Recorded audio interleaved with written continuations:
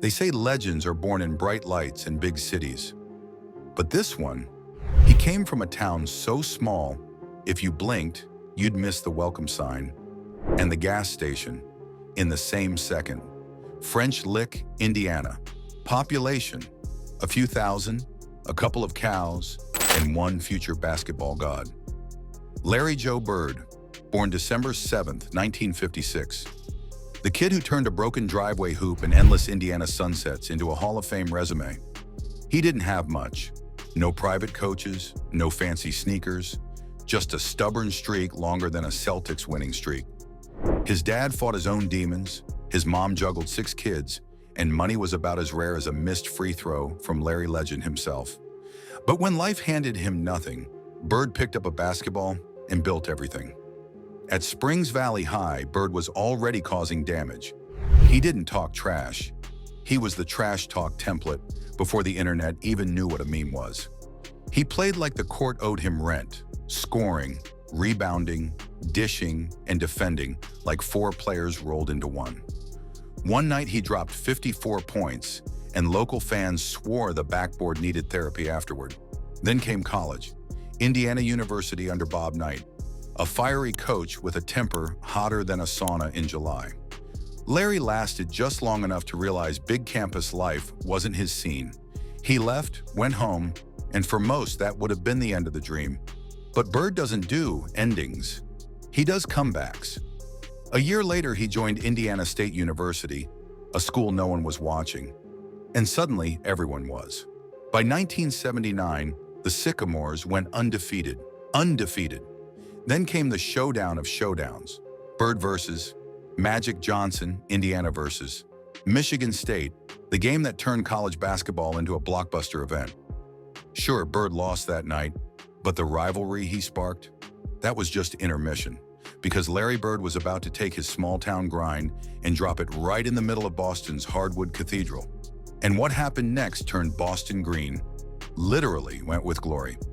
When Larry Bird landed in Boston in 1979, the Celtics weren't exactly thriving. The glory days were fading, the team was stuck in mediocrity, and the parquet floor looked like it needed therapy.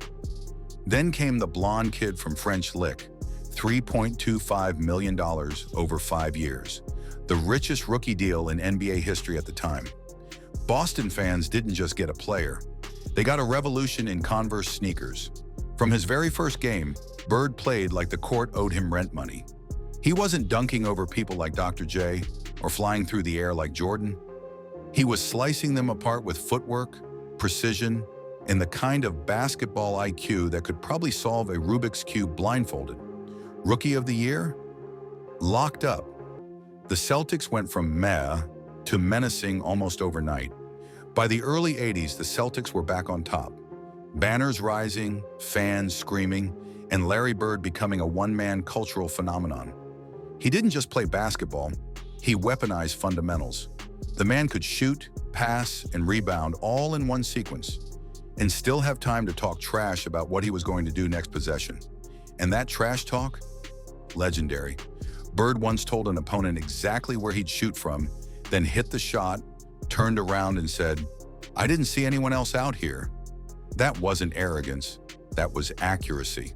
But the real fireworks began with one man, Magic Johnson. The Lakers versus Celtics, Showtime versus grit and grind, California sun versus Indiana snow. Their rivalry in the 80s wasn't just basketball, it was theater. America picked sides. You were either Magic's smile or Bird's scowl, and together they saved the NBA from irrelevance, dragging the league from tape-delayed broadcasts to primetime global dominance. Bird's resume reads like a video game on cheat mode. 3 times NBA champion, 1981, 1984, 1986. 3 times MVP, 3 years in a row. 12 times All-Star, 9 times All-NBA First Team. First member of the 50-40-90 Club. That's 50% from the field, 40% from 3, 90% from the line, aka basketball perfection.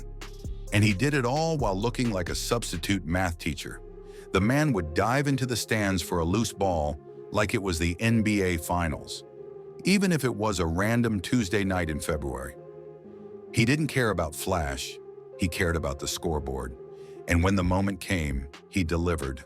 Game winners, clutch passes, cold-blooded comebacks, you name it, Bird made it happen. By the late 80s, though, time and pain caught up. Bird's back began giving out faster than opposing defenses. Surgeries, therapy, painkillers. He pushed through it all until his body simply said, "That's enough, Larry." In 1992, he called it. 13 years, one dynasty, a legacy carved in green and gold. Boston retired as number 33, not just on a jersey, but into history itself. But Larry wasn't the type to sit on a porch and relive highlights. Oh no, the man had another play to draw up. Because when he came back to Indiana, he didn't bring sneakers. He brought a clipboard and a plan to turn the Pacers into contenders.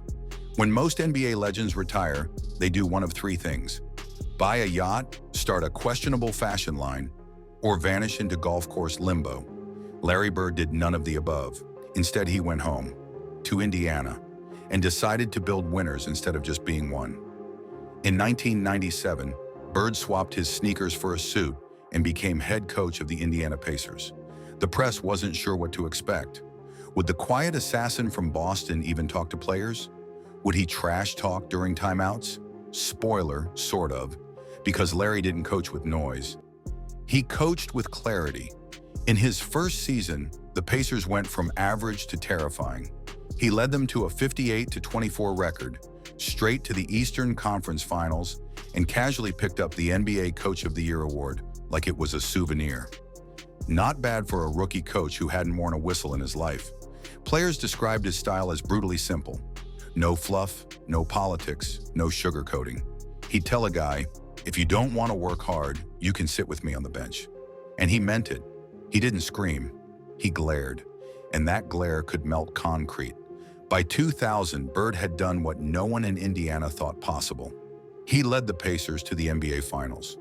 Sure, they ran into peak Kobe and Shaq, which is basically like fighting a tank with a Nerf gun. But getting there was a statement. Larry could see the game 10 moves ahead, the same way he did as a player. The court was just a chessboard now, and Bird was still the grandmaster. After 3 seasons, he stepped down. Not because he couldn't handle it, because that's Larry. When he feels his mission's done, he moves on. But he didn't move far. In 2003, he became the Pacers president of basketball operations, which is basically head of everything that matters. And once again, the results came fast. Under his leadership, the Pacers drafted smart, spent wisely, and became a consistent playoff threat. In 2012, he won Executive of the Year, completing one of the rarest NBA hat tricks ever: MVP, Coach of the Year, Executive of the Year. No one else in NBA history has done that. Zero, zilch, nada. That's not just a resume, that's a mic drop.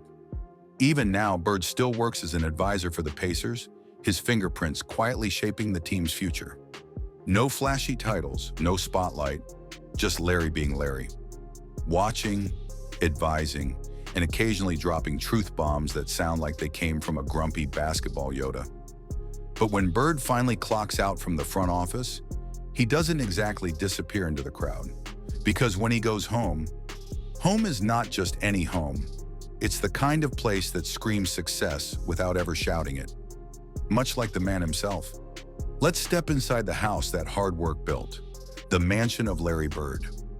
Larry Bird might have left the NBA spotlight, but don't think for a second he traded in his legacy for bingo nights and recliners. At 68, the man's living proof that you can be rich, famous, and still mow your own lawn if you feel like it. Let's start with his Indiana fortress, the Bird Mansion in Indianapolis. Purchased in 2002, this estate is what happens when Midwest modesty meets championship money. We're talking nearly 10,000 square feet of space sitting on a peaceful 1.5-acre lot. Imagine the perfect blend between a luxury resort and the kind of cozy home where your mom still tells you to take your shoes off. The driveway curves through manicured lawns and old oak trees until it reveals a grand stone facade with tall windows that look like they could stare down the entire Eastern Conference. Step inside, And the first thing that hits you isn't gold or marble, it's balance. A grand foyer with high ceilings, sure, but the vibe says refined comfort, not "I just signed with the Lakers." There's a sweeping staircase that looks straight out of a movie, a library lined with custom shelves, and a dining room that's seen its fair share of post-game storytelling and family dinners. Bird's got 5 bedrooms and 6 bathrooms, but the real MVP is the master suite, a massive space with a fireplace, panoramic windows, and a spa-style bathroom complete with a soaking tub that could fit the entire 1986 Celtics roster. His living room has the kind of understated luxury that whispers instead of shouts, earthy tones, clean lines, and probably a flat screen big enough to replay every game he ever dominated. There's a private gym for staying sharp, a game room filled with memorabilia, and a wine cellar stocked with quiet success. Step outside and it gets even better. A heated pool, a full tennis court, a pool house, and enough greenery to make the neighbors wonder if Larry secretly owns a landscaping company. It's elegant, grounded, and totally Bird. Zero pretense, maximum peace. But that's just the Indiana chapter. When he's not in the Midwest, Larry retreats to the sunny side of success. His $4.6 million mansion in Naples, Florida? This place is pure coastal luxury, Mediterranean architecture, terracotta roof tiles, and arched windows that practically wink at the Gulf of Mexico. Inside, the floors are marble, the ceilings are vaulted, and the 2-story great room looks like something from a lifestyle magazine. The man can go from Indiana cold to Florida cool without missing a beat. 5 bedrooms, 7 bathrooms, ocean views from almost every angle, and a master suite that feels like a boutique hotel suite for 2. Bird and his wife, Dinah, enjoy privacy, space, and serenity. There's a resort-style pool with waterfalls, an outdoor kitchen for grilling up steaks under the stars, and even a private dock that says, "I could buy a yacht, but I'd rather not." And if you thought Bird's houses were impressive, his garage tells another story. Let's start with the 1983 Jeep CJ 7 Renegade, worth around $30,000 today. It's rugged, no nonsense, and a bit boxy. Basically, the car version of Larry Bird himself.